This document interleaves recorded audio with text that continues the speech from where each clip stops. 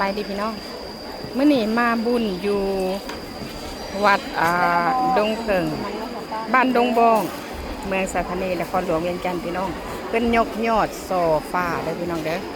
เป็นยกยอดโซฟาเอาบุญ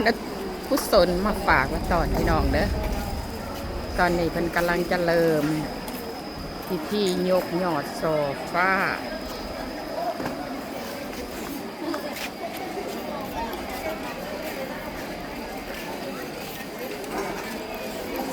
อยู่วัดดงเพิงพี่น้องวัดดงเพิง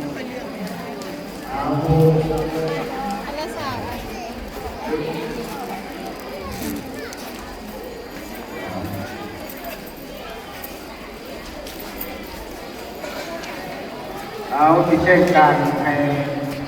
ญาติพี่น้องเอาบุญมาประกาศกับตัวนี้เป็นศาสนาพุงที่เพิ่นมัดใส่ซ้ายเพื่อจะจองไปหายอดโซฟาอยู่เทิงพี่น้องเทิงออกต้นญาติโยมจะมาก่อนเงินก่อนปัจจัยใส่ถุง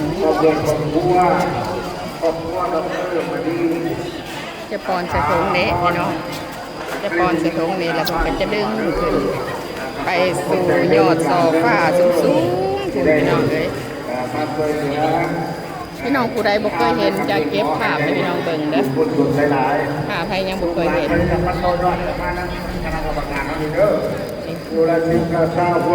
มนเบิดพี่น้องแมนเบิดจะมัดใส่แล้วก็ขึ้นไปจอมสูงสุด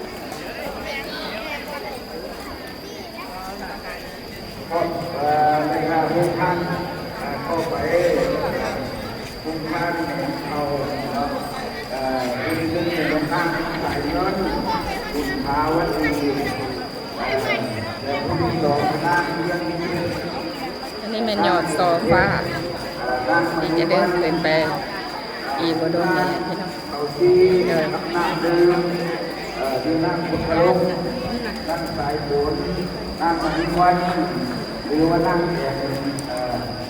นั่งบุญและก็นั่งสายเงินและก็นั่งดวงพันเนาะ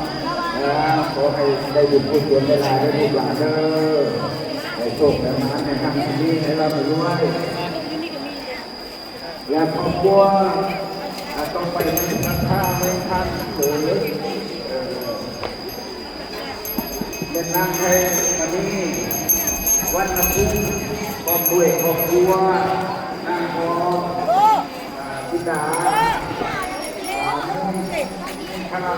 ครอบครัวครอบครัวสาธุสาธุเด้อสาธุบุญน้ำเด้อประมอนสาธุประมอนเป็นใดบูชายอดโซฟายอดหนึ่งได้พี่น้องเอ๋ยเป็นใดยอดหนึ่งโอ้ได้บุญได้กุศลหลายๆเด้อป้าสาธุบุญน้ำเด้อเด้อเจ้าผู้เดินทางในห้างลานั่งเกินนั่งโหนั่ง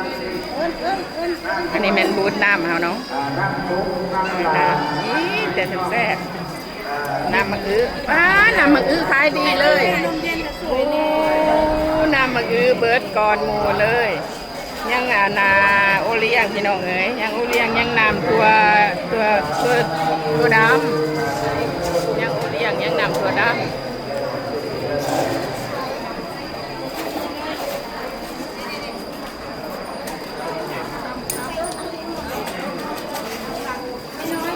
สักคาต่อไปสักคานั่งมาลุ้นมาเอาเปลี่ยนเด้อชอบไหมก็ชอบครับเล่นน้ำหวานสาธุเด้อลูกคอยจะเป็นเดิมเช่นอะไรก็คอยอยู่ในเป็นเจ้าพงลงกระลงในท่าน้ำท่าเขาท่าเขาเปียกก็คอยได้มีมาลาอยู่เด้อสาธุ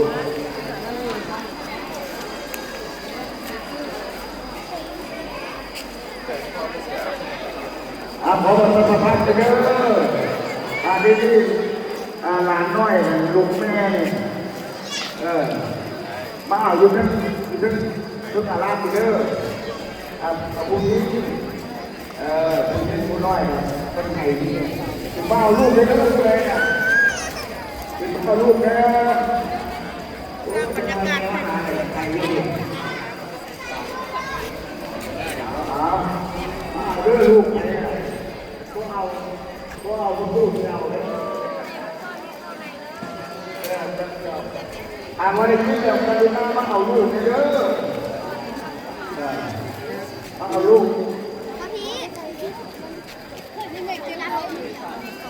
เอามาเป็นนะครับที่นี่เอาลูกไปเด้ออย่างพวกเราที่มาทำเอาเด้อที่ลูกจะบอก